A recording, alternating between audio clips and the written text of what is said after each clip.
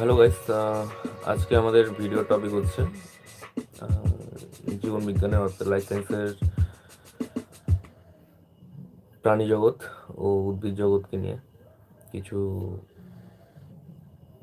Short question আমরা আজকে নিয়ে আসবো।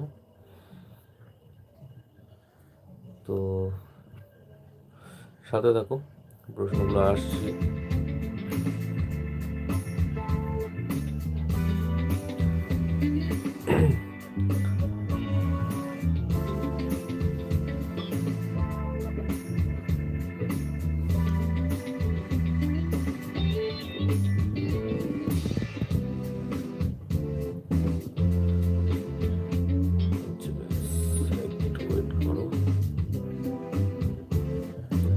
আচ্ছা, লাইভে কে আছো একটু কমেন্ট করে বলে দাও।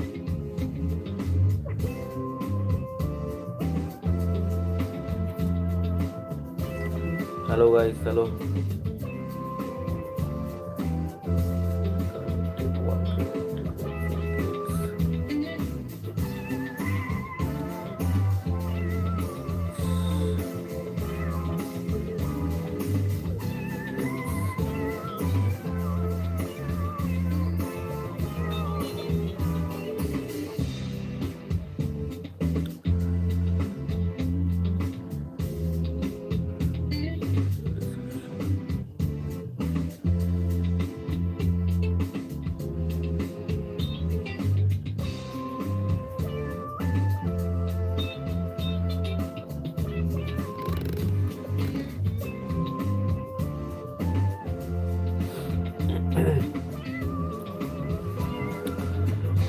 সো হ্যালো গাইস, ভিডিওটা আজকে শুরু করছি আমি এখানে। যেটা বললাম যে আজকে আমাদের ভিডিওর টপিক হচ্ছে উদ্ভিদ রাজ্য আর প্রাণী রাজ্য নিয়ে কিছু কোশ্চেন। তো ফার্স্ট আমরা যেটা নিয়ে শুরু করব সেটা হচ্ছে উদ্ভিদ রাজ্য নিয়ে, প্ল্যান্ট কিংডম নিয়ে। ঠিক আছে, তো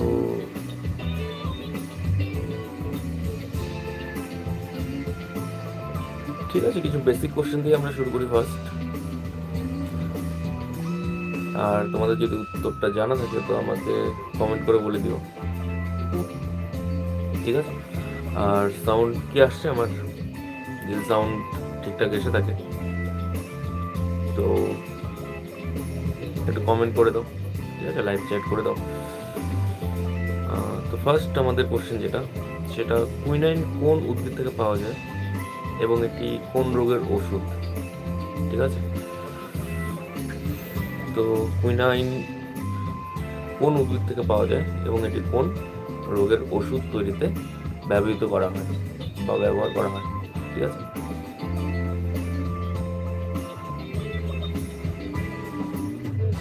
তো গাইস অ্যান্সারটা কারো জানা থাকলে একটু কমেন্ট করে বলে দাও।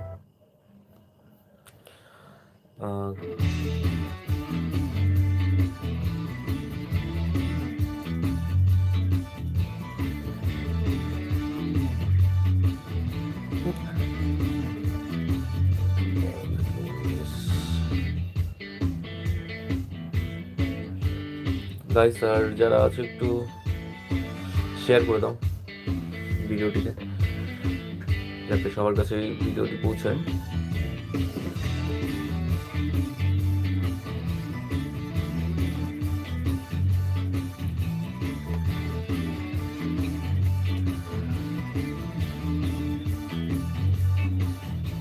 আর সাউন্ড ঠিকঠাক আসছে কি?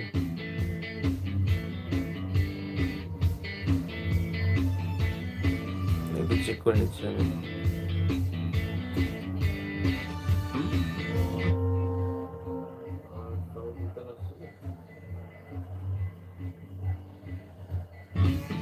ঠিক আছে,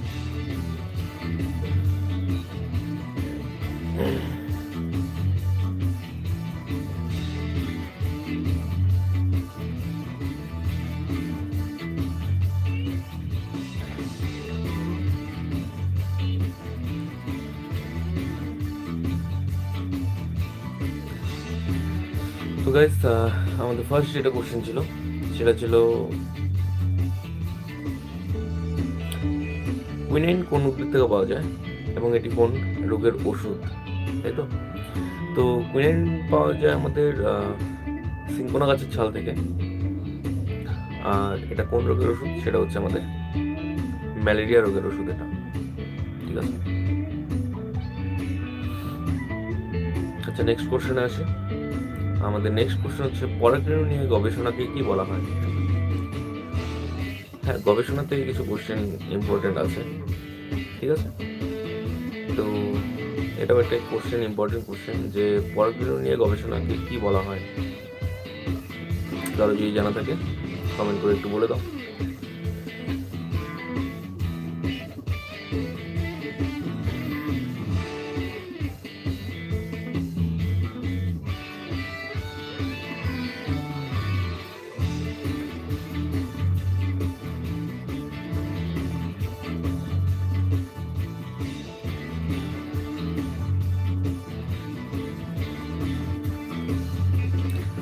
আচ্ছা, তো আমাদের পরাগরেণু নিয়ে যে গবেষণা করা হয় সেটাকে কি বলা হয়?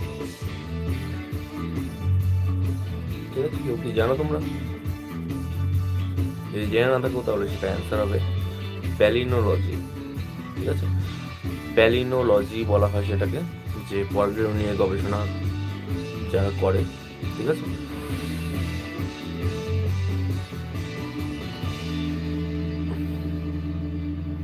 আচ্ছা, একটা পতঙ্গভুক উদ্ভিদের উদাহরণ কারো জানা আছে? পতঙ্গভুক উদ্ভিদ অর্থাৎ যেসব উদ্ভিদ পতঙ্গ খায়, বলতে পতঙ্গ থেকে তার হচ্ছে বাঁচার জন্য যেসব নিউট্রিশনের প্রয়োজন হয় সেটা হচ্ছে সেই পতঙ্গ থেকেই সে হচ্ছে নিতে পারে। তো এরকম পতঙ্গভুক উদ্ভিদের একটা উদাহরণ বলতে পারলে কমেন্ট করে বলে দাও।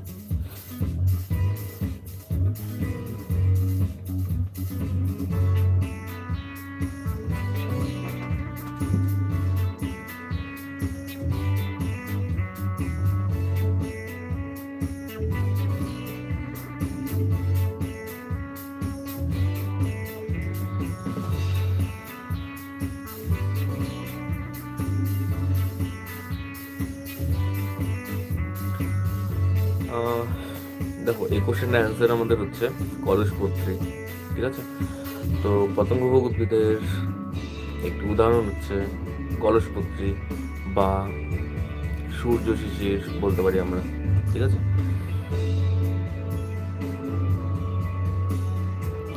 আচ্ছা, আমরা যে কফি খাই, ঠিক আছে? তো এই কফিটা আসলে কি, মানে কফি গাছের কোন অংশ থেকে এই কফিটা বানানো হয়?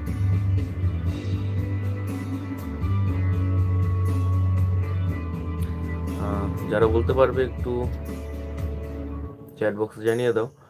আর যারা এই চ্যানেলে নতুন তারা একটু চ্যানেলটিকে সাবস্ক্রাইব করে দাও আর বন্ধুদের কাছে শেয়ার করে দাও।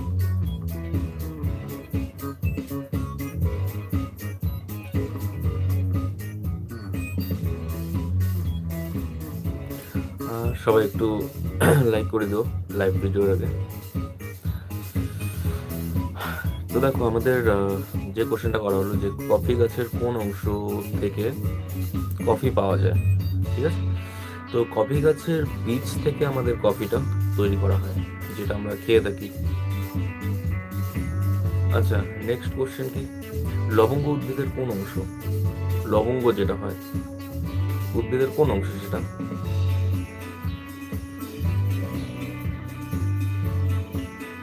একটু অ্যান্সার করে দাও।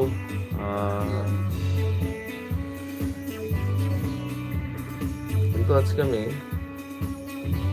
লাইভ চ্যাটস দেখতে পাচ্ছি না কেন? সেটিংস কিভাবে করবো?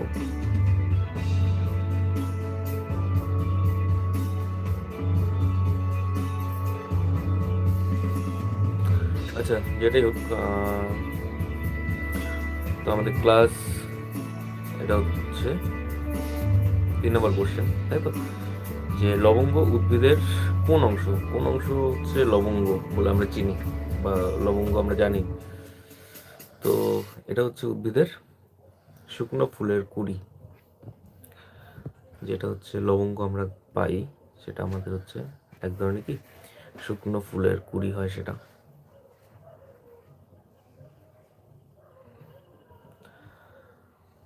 চলো নেক্সট প্রশ্নতে আসা যাক। আচ্ছা, দ্বিপদ নামকরণের প্রবর্তন কে করেন? দ্বিপদ নামকরণ শুনেছ হয়তো, দ্বিপদ নামকরণটা কি?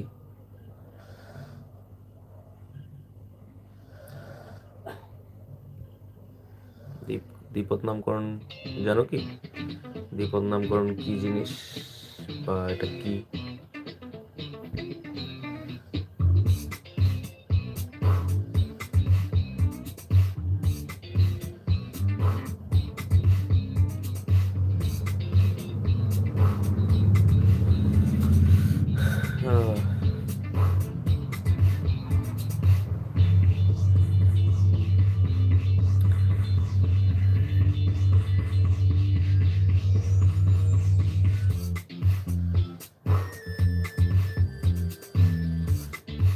তো গাইস, এই দ্বিপদ নামকরণ প্রথম প্রবর্তন করেন ক্যারোলাস লিনিয়াস, ঠিক আছে?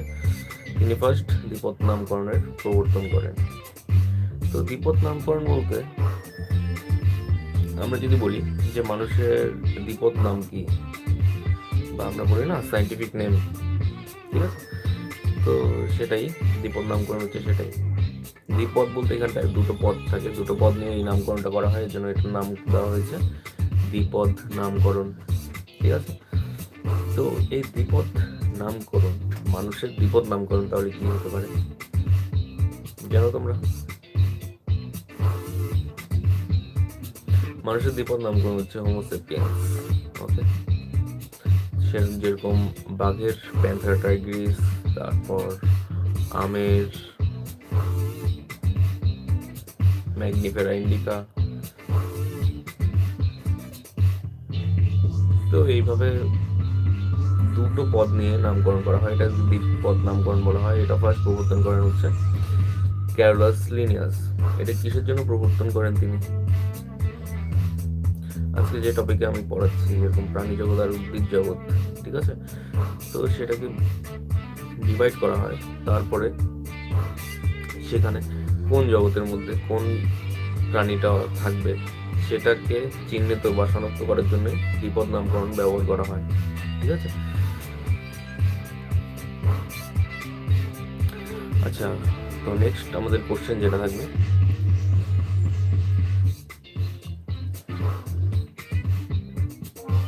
আচ্ছা, মরুভূমিতে যেসব উদ্ভিদ জন্মায়, ঠিক আছে, সেই উদ্ভিদদেরকে কি বলা হয়? কি উদ্ভিদ বলা হয় সেই উদ্ভিদগুলোকে?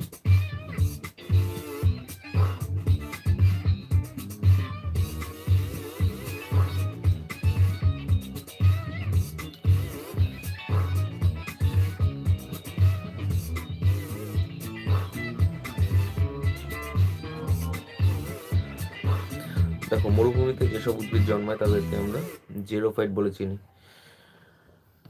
তো জেরোফাইট উদ্ভিদ কাদেরকে বলা হয়? যেসব উদ্ভিদ খুব উষ্ণ স্থানে জন্মায়, ঠিক আছে, যাদের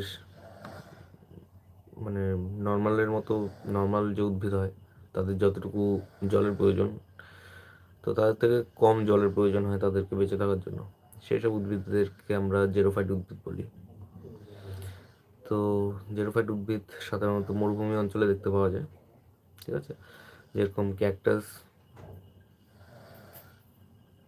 তো এগুলো আমাদের জেরোফাইট উদ্ভিদ। নেক্সট কোশ্চেন যেটা আছে আমাদের, নেক্সট কোশ্চেনে আসি।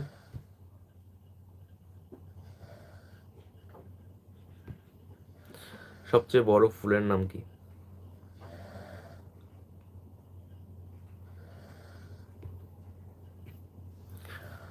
সবচেয়ে বড় ফুলের নাম কি?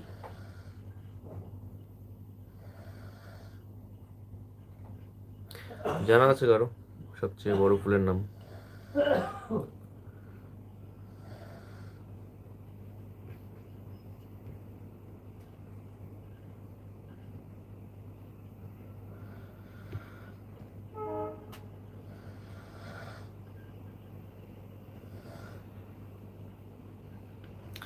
দেখো, সবচেয়ে বড় ফুলের নাম হচ্ছে র্যাফলেশিয়া।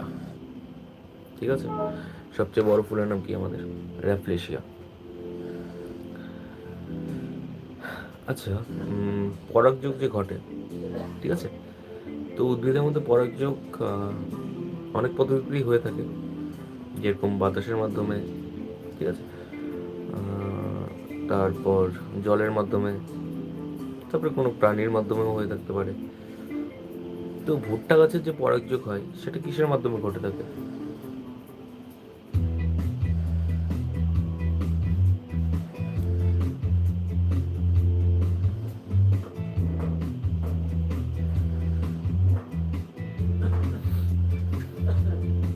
তো বলে দাও, ভুট্টা গাছের পরাগযোগ কিসের মাধ্যমে ঘটে থাকে? কোন বাহকের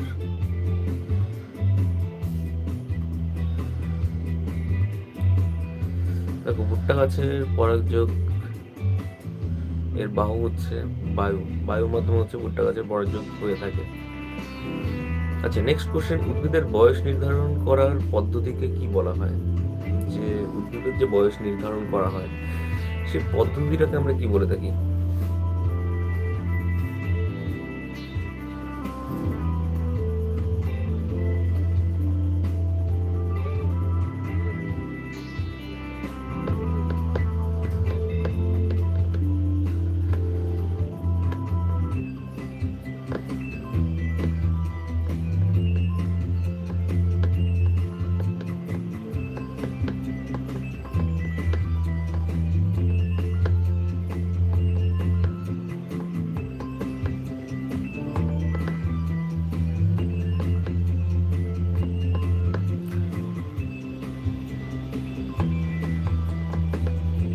আচ্ছা, উদ্ভিদের বয়স নির্ধারণ করার যে পদ্ধতি সেটাকে বলা হচ্ছে ডেনড্রোক্রোনোলজি।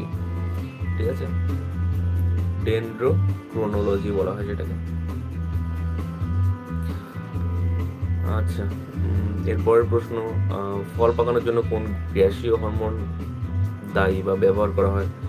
যে বাজারে যে ফল পাকানো হয়, ঠিক আছে, কাঁচা ফল নিয়ে আসে, সেটাকে পাকানো হয়, তো সেখানে কি ব্যবহার করে তারা যে এত কিছু ফল পেকে যায়?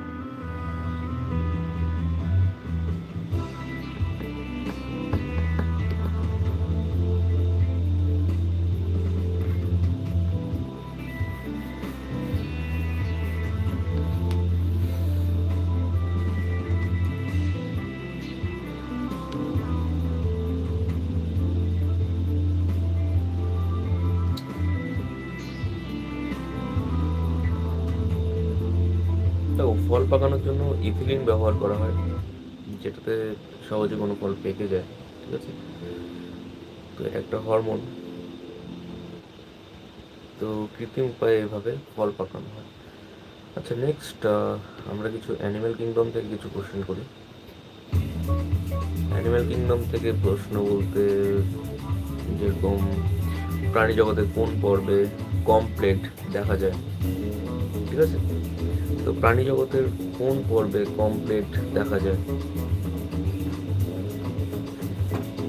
তো অ্যান্সারটা বলে দিচ্ছি, টিনোফেরা।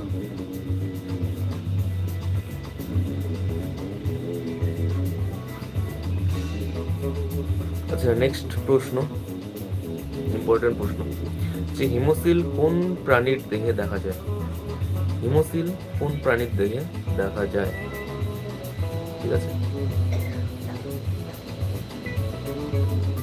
তো হিমোসিলটা কোন প্রাণীর দেহে দেখা যায়? আরশোলা ও ফড়িংয়ের দেহে, মানে আর্থ্রোপোডা পর্বের যারা আছে, ঠিক আছে, আর্থ্রোপোডা পর্বে যেসব প্রাণীরা আছে তাদের দেহে আমরা হচ্ছে হিমোসিল দেখতে পারি। তো আরশোলা আর ফড়িং হচ্ছে আর্থ্রোপোডা পর্বের প্রাণী।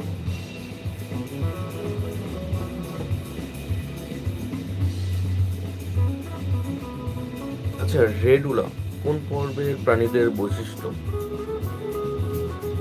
রেডুলা কোন পর্বের প্রাণীদের বৈশিষ্ট্য? দেখো, আমি আজকে শুধু এমসিকিউ করাচ্ছি। এমসিকিউ বলতে যে শর্ট কোশ্চেন্স যেগুলো আছে সেগুলো করাচ্ছি। যদি এই চ্যাপ্টার নিয়ে হচ্ছে তোমাদের বিশ্লেষণ করতে হয়, ঠিক আছে, তো কমেন্ট করে জানিয়ে দিও, ঠিক আছে? এই চ্যাপ্টার নিয়ে আমি তাহলে একটা বড় ভিডিও বানাবো, পুরো ডিটেলসে আমি সেখানে বলবো যে কিংডম কী কী হয়, ঠিক আছে? 7টা কিংডম হয়, তো সেই বিষয়ে আমরা ডিটেলসে সেই ভিডিওতে আমরা পড়বো। তো যদি তোমাদের জানতে চাও আর কি সেই বিষয়ে, তো কমেন্ট করে বলে দেবো। নেক্সট আমাদের প্রশ্ন, মুক্তার প্রধান উপাদান কি? ঠিক আছে, মুক্তা যে হয় তার প্রধান উপাদান কি?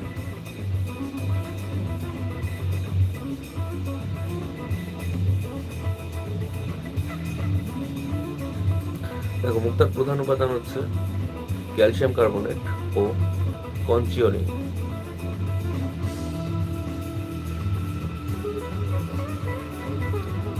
আচ্ছা, একটা কোশ্চেন মিস করো, কি বলেছিলাম? রেডুলা কোন পর্বের প্রাণীদের বৈশিষ্ট্য, তাই তো? তো রেডুলা মালাস্কা পর্বের প্রাণীদের বৈশিষ্ট্য। মালাস্কা পর্ব বলতে এখানে আমরা শামুক, ঝিনুক এইসব যে প্রাণীগুলো আছে তো তার অন্তর্গত, ঠিক আছে, রেডুলা। আর মুক্তার প্রধান উপাদান কি বললাম? ক্যালসিয়াম কার্বনেট ও কনচিওলিন।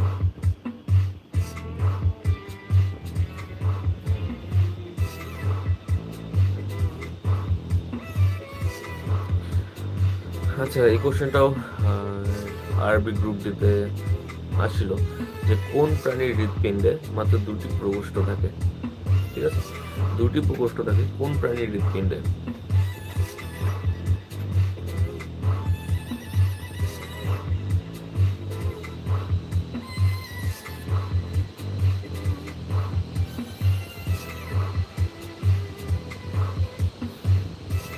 দেখো, 2টি প্রকোষ্ঠ থাকে হচ্ছে মাছের দেহে, মানে মাছের হৃৎপিণ্ডে, ঠিক আছে? বা এই ধরনের হৃৎপিণ্ডকে আমরা কি বলে থাকি? ভেনাস হৃৎপিণ্ড বলে থাকি। তো ভেনাস হৃৎপিণ্ড কার দেখা যায়? মাছের দেহে দেখা যায়, ঠিক আছে? তো কেন ভেনাস বলা হয়? কারণ এর মধ্যে এই হৃৎপিণ্ডতে 2টি প্রকোষ্ঠ থাকে, তাই এটি ভেনাস হৃৎপিণ্ড বলি। আচ্ছা, নেক্সট আরেকটা কোশ্চেন আসে যে যারা উভচর প্রাণী, ঠিক আছে, মনে রাখবে, যারা উভচর প্রাণী তাদের হৃৎপিণ্ডে হচ্ছে 3টি প্রকোষ্ঠ দেখা যায়, আর যারা স্থলচর তাদের 4টি প্রকোষ্ঠ থাকে, এরকম মানুষের, ঠিক আছে?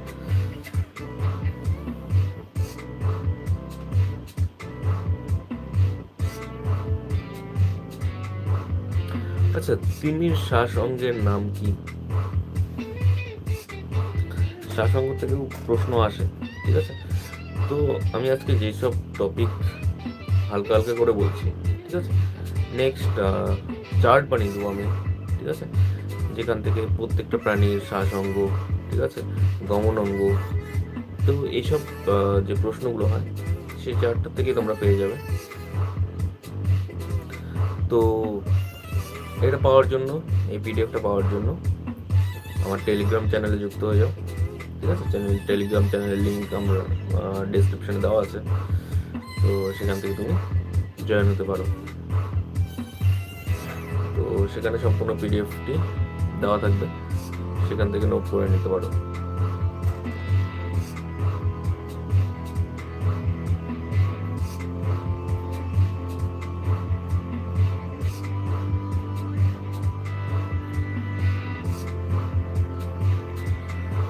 তো তিমির শ্বাসঙ্গের নাম কি, তাই তো? তিমির শ্বাসঙ্গের নাম হচ্ছে ফুসফুস, কারণ তিমি কি হয়? মাছ হয় না, তিমি হচ্ছে স্তন্যপায়ী প্রাণী একটা, ঠিক আছে? তো এর জন্য তিমির শ্বাসঙ্গ হচ্ছে ফুসফুস। তাহলে এবার তোমরা বলতে পারো যে তিমি তাহলে এতক্ষণ জলের ভিতরে থাকি কিভাবে, তাই না? স্বাভাবিক প্রশ্ন এটা, যে তাহলে আমরা তো থাকতে পারি না, জলের ভিতরে এতক্ষণ থাকতে পারি না। দেখো, তিমির আকার, ঠিক আছে, তো তিমির আকার অনেকটাই বড়, যার ফলে তার যে হৃৎপিণ্ড আছে সেখানে প্রকোষ্ঠগুলো অনেক বড় থাকে, ফুসফুস। তো দেখবে তিমি হচ্ছে, ও কিন্তু শ্বাস জলের ভিতর নিতে পারে না, ও ও যখন শ্বাস নেয় তো জলের উপরে এসে সে শ্বাস নেয়, তারপরে আবার হচ্ছে সমুদ্রের গভীরে চলে যায়। তো তিমি শ্বাসাঙ্গ ফুসফুস, কারণ তিমি একটি হচ্ছে স্তন্যপায়ী প্রাণী। আচ্ছা, রুই মাছের পটকা চেনো? পটকা কি? যারা মাছ কাটতে দেখেছো তারা নিশ্চয়ই দেখবে পটকা কি জিনিস। বেলুনের মতো ছোট একটা অংশ থাকে, সেটাকে আমরা পটকা বলি, ঠিক আছে, মাছের পটকা। তো এই মাছের পটকা কিসে সাহায্য করে? মাছকে কি করতে সাহায্য করে?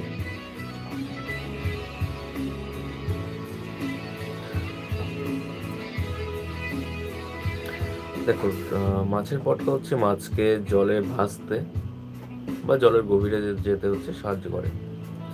তো মাছের যখন ভাসার প্রয়োজন পড়ে তখন সে পটকাটাকে কি করে, ফুলিয়ে দেয়, যার ফলে হচ্ছে তার দেহটা হালকা হয়ে উপরের দিকে ভেসে আসে।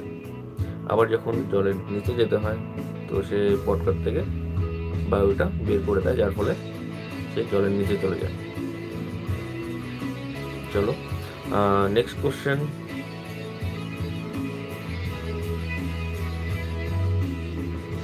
সবচেয়ে বিষাক্ত মাছ কোনটি? মাছ নিয়ে কথা হচ্ছে, তো সব থেকে বিষাক্ত মাছ কোনটি?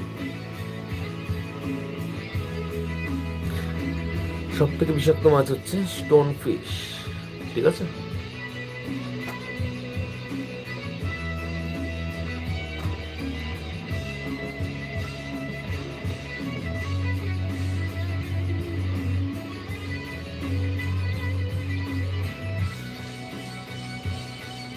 আচ্ছা, আরেকটা জিনিস, যে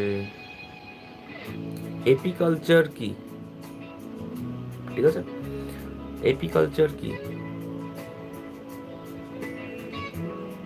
যে এই বিষয়ে অনেক প্রশ্ন আসে, ঠিক আছে, বিভিন্ন বিষয় থেকে। এপিকালচার, তারপরে মানে এগুলো একটা চাষ আর কি, সেটাকে বিজ্ঞানসম্মতভাবে নাম দেওয়া হয়েছে, যেরকম এপিকালচার একটা বিজ্ঞানসম্মত নাম। তো কোন চাষটাকে আমরা এপিকালচার বলে থাকি? ঠিক আছে, তো এপিকালচারটা হচ্ছে আমাদের মৌমাছি চাষকে আমরা এপিকালচার বলি, মনে রাখবে। আর ডিটেলস এইসব টপিকে ভিডিওর জন্য কমেন্ট করে দাও, ঠিক আছে, তাহলে সেই টপিকে আমি নেক্সট ভিডিও নিয়ে আসবো, তোমাদের সাথে শেয়ার করবো সেটা।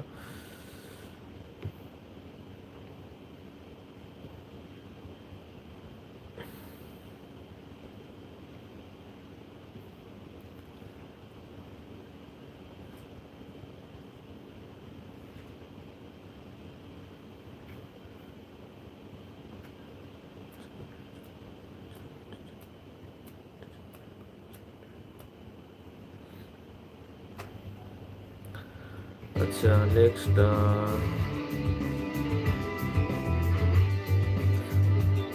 নীল তিমির প্রধান খাদ্য কি? নীল তিমির প্রধান খাদ্য কি?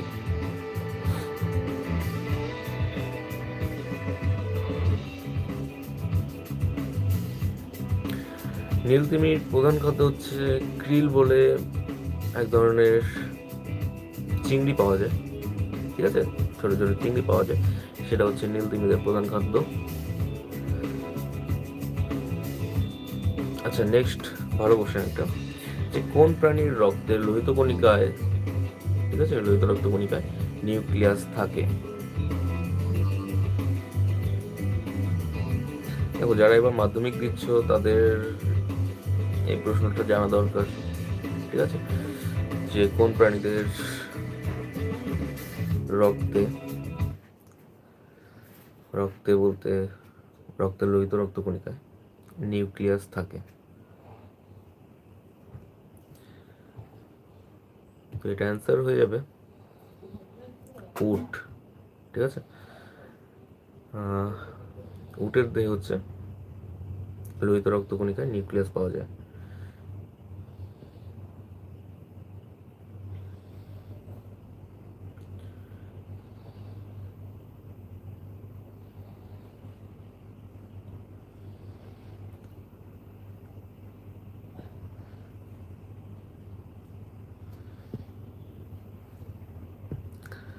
আচ্ছা গাইস, আজকে এই পর্যন্তই থাক, ঠিক আছে?